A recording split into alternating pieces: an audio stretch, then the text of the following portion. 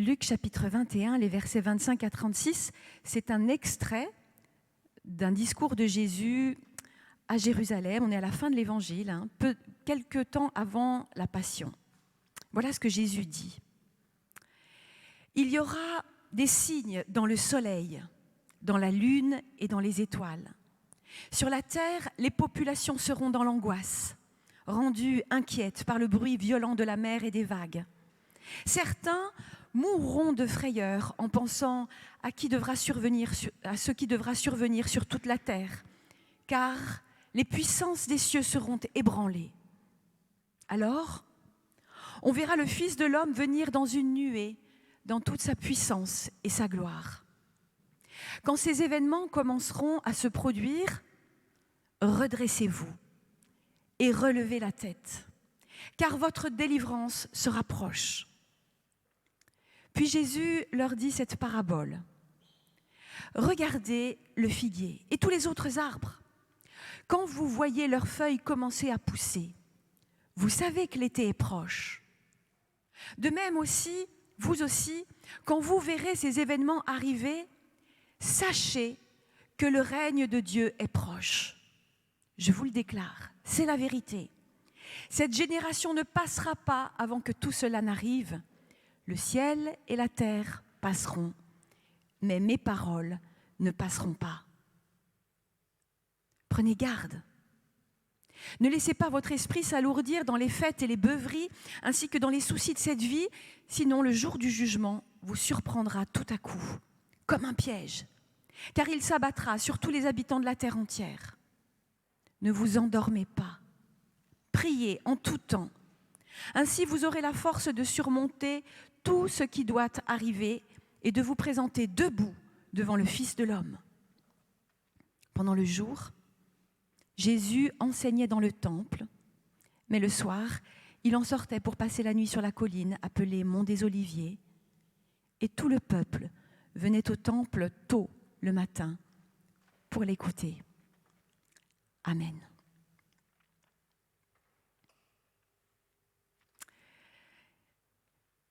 Vous l'avez entendu, ce discours de Jésus commence par cette petite phrase « Il y aura des signes ».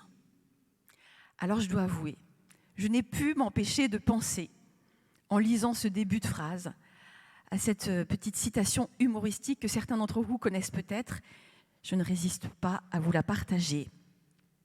Si tu vois un gros canard blanc au milieu d'un lac, c'est sans doute un signe.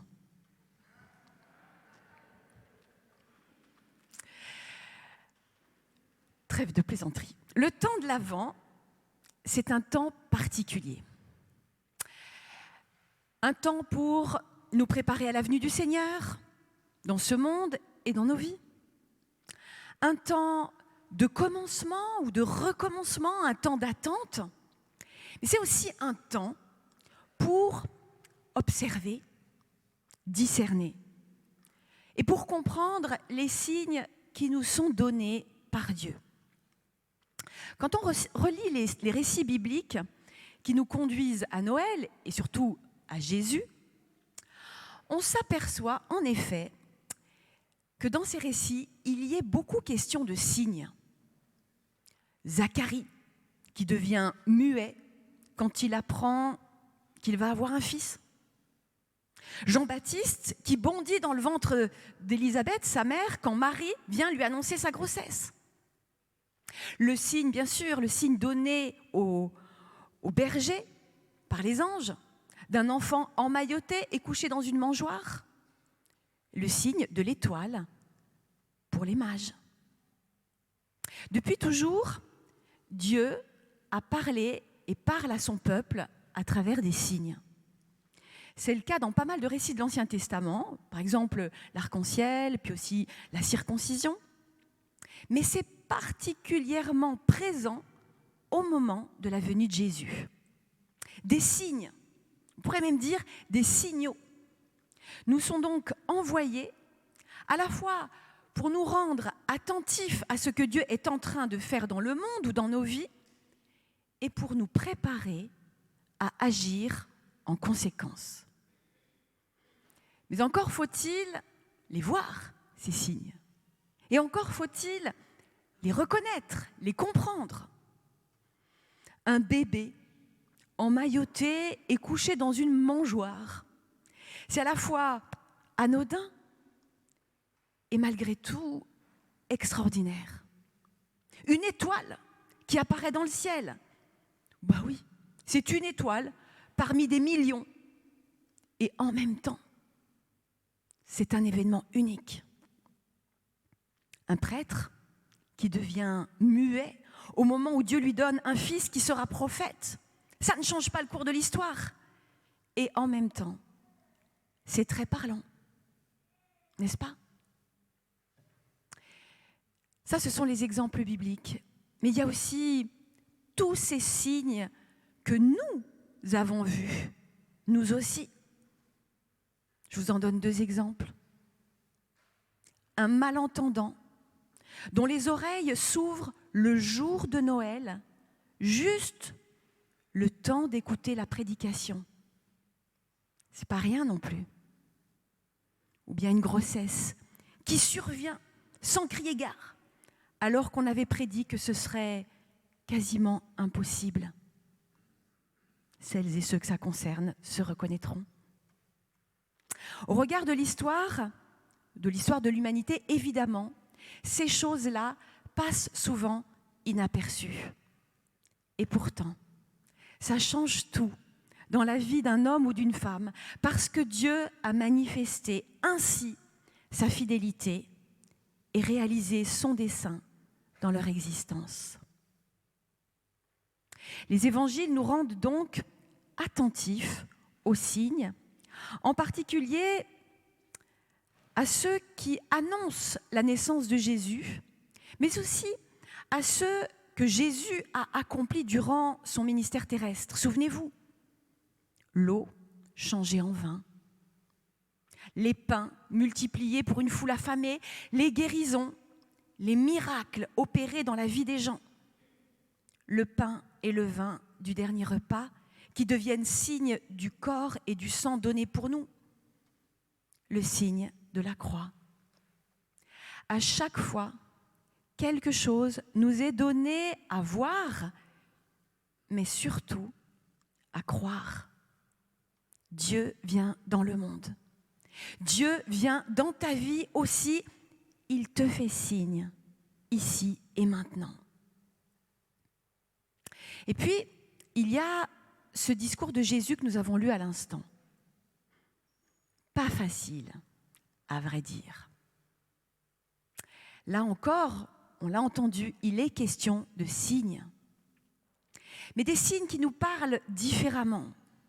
Des catastrophes cosmiques, des bouleversements climatiques, des drames humains. Ce sont des signes qui nous plongent dans le style apocalyptique qui était assez courant à l'époque de Jésus et qu'on retrouve bien sûr dans l'Apocalypse de Jean.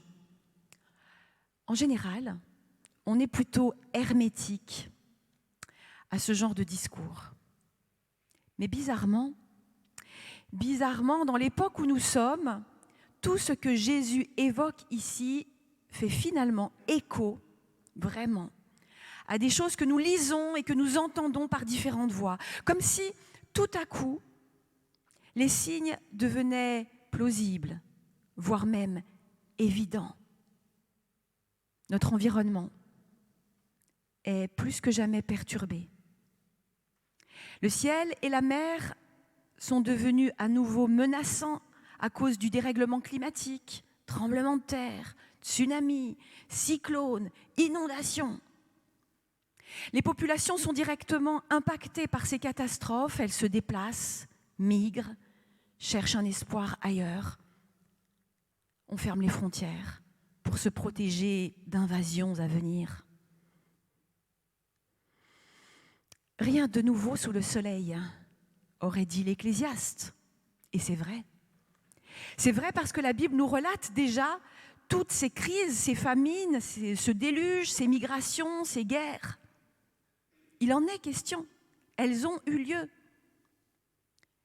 Mais nous, depuis quelques décennies, nous avons cru que nous étions capables d'éviter ces choses-là, de tout maîtriser, de tout anticiper, de tout réguler. Et voilà que nous devons faire face à ces phénomènes que certains décrivent comme les signes annonciateurs d'un effondrement. La fin du monde, disent les collapsologues. La fin de notre monde tel qu'il est aujourd'hui, assurément. Les signes sont là. Alors, les experts interprètent, calculent, font des pronostics, et beaucoup de gens autour de nous commencent à s'effrayer. L'angoisse monte. Comment ne pas laisser alors les paroles de Jésus résonner ici, en particulier quand il dit « Les puissances des cieux seront ébranlées ». De quoi parle-t-il ? Quelles sont donc ces puissances des cieux qui sont ébranlées dans ces moments où les signes commencent à devenir évidents ? Eh bien, j'imagine que ce sont tous ces trônes que nous avons nous-mêmes installés dans les lieux célestes, nos idoles, nos certitudes matérielles, notre orgueil et puis tous ces faux dieux que nous avons laissés gentiment s'installer comme des seigneurs dans nos vies. Oui, tout cela est et sera ébranlé aussi. Rien ne subsiste à l'angoisse. Mais face à ce grand désordre sur la terre et dans le ciel, Jésus nous invite à réagir et à ouvrir nos yeux. Non pas pour nous laisser fasciner ou effrayer par ces catastrophes à venir, surtout pas, mais plutôt pour faire face à nos propres réalités, nos chutes et nos manquements, pour faire face au péché qui est là, tapi dans nos existences. Ça ne sert à rien de se lamenter ou de mettre la tête dans le sable. Il faut assumer. Il faut assumer ce que nous sommes et la part que nous prenons tous dans les dérèglements du monde. Puis Jésus nous dit encore ceci. Redressez-vous et levez la tête. Oui, levez la tête. Regardez au-dessus, au-delà des cataclysmes. Observez. Pour cela, il n'est pas besoin d'être un expert de quoi que ce soit. Il suffit d'exercer notre bon sens spirituel. Comme les bourgeons annoncent incontestablement l'été et la récolte, l'évidence du salut et la proximité du règne de Dieu doivent être pour nous des certitudes inébranlables, des réalités déjà vérifiables. Observez. Comprenez les signes qui annoncent non pas la fin, mais la délivrance, dit Jésus.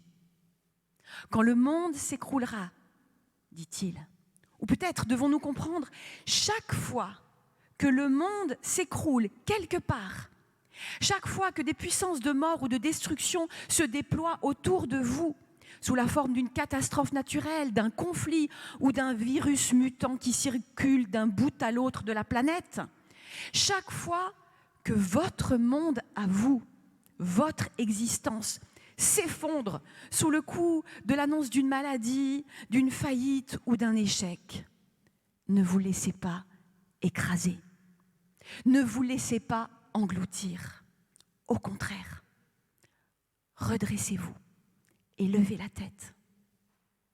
Jésus nous invite à exercer notre regard spirituel pour tenir cet équilibre difficile qui consiste à regarder la réalité telle qu'elle est, sans la sous-estimer, et en même temps à tenir debout dans l'espérance, les yeux fixés sur Dieu. Oui, redressez-vous. Au milieu de la nuit, Dieu fait briller sa lumière encore et toujours. C'est cela que nous redisent le temps de l'Avent et l'événement de la naissance de Jésus. Il s'agit donc de nous lever, de ressusciter dès maintenant par la foi et d'espérer plus fort que tout. Mais pour cela, il faut rester bien éveillé. Prenez garde, dit Jésus. Ne laissez pas votre esprit s'alourdir dans les fêtes et les beuveries, ainsi que dans tous les soucis de cette vie. On voit que Jésus connaît bien nos stratégies pour fuir la réalité. Et ce qu'il décrit ici résonne particulièrement dans cette période de l'année où tout nous invite à passer à côté de l'essentiel. Les guirlandes bling-bling, les cadeaux, le consumérisme à outrance, le foie gras, la bûche, les huîtres, et puis aussi tous nos soucis collatéraux. C'est si facile, dans cette course vers Noël, de passer à côté de l'essentiel, de passer à côté de Noël. Prenez garde, ne vous endormez pas, priez en tout temps. Jésus nous exhorte à la vigilance. Il nous invite à vivre ce temps particulier dans une forme de discipline spirituelle, et je dirais même en exerçant notre sens prophétique. Je suis reconnaissante à Antoine, il est là-bas derrière, de nous avoir permis de relire dimanche dernier ce récit du livre des rois où il était question du vieux prophète et de l'homme de Dieu, de cette tension entre l'ancien et le nouveau, entre le zèle pour Dieu et la relation avec Dieu. Parce que le temps de l'Avent, c'est le temps qui nous fait basculer de l'ancien vers le nouveau, d'une ancienne alliance à une nouvelle alliance.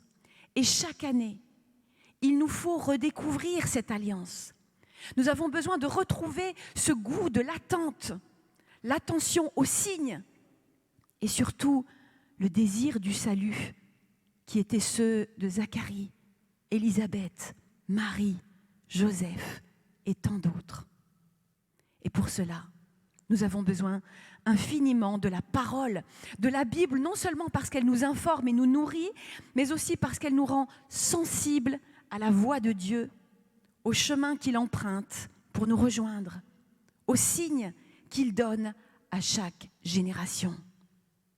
Dieu nous a donné sa parole pour aiguiser, ajuster notre intelligence spirituelle et notre sens prophétique.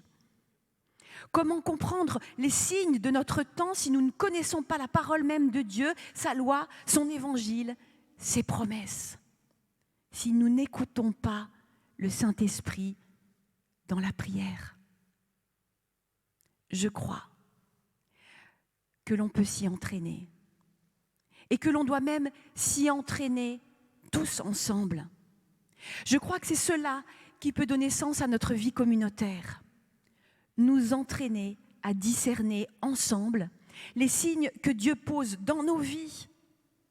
Nous entraîner à attendre la venue du Fils de l'homme ici et maintenant. Le monde a besoin de prophètes aujourd'hui. Plus que jamais. Pas de ces faux prophètes qui nous disent « Convertissez-vous, devenez véganes et vous serez sauvés ». Ou bien « La fin du monde est proche, vous serez sauvés si vous devenez survivaliste ». Non, notre monde a besoin d'hommes et de femmes qui savent, oui, que le monde est perdu, qu'ils sont perdus, mais que Dieu règne malgré tout. Et qu'en Jésus-Christ, il vient sauver ce monde. Le monde a besoin de prophètes, de gens comme vous et comme moi, juste capables de dire leur espérance au milieu des signes inquiétants d'un monde qui s'effondre. Le monde a besoin d'hommes et de femmes de Dieu, attentifs aux signes qu'il pose jour après jour dans leur vie et dans ce monde pour manifester son amour et sa fidélité. Des hommes et des femmes capables de comprendre les signes que Dieu envoie, de les accueillir et de témoigner de leur espérance pour ce monde. Je crois que Dieu nous appelle tous, en ce temps de l'Avent et de Noël 2021, à être des prophètes. Amen.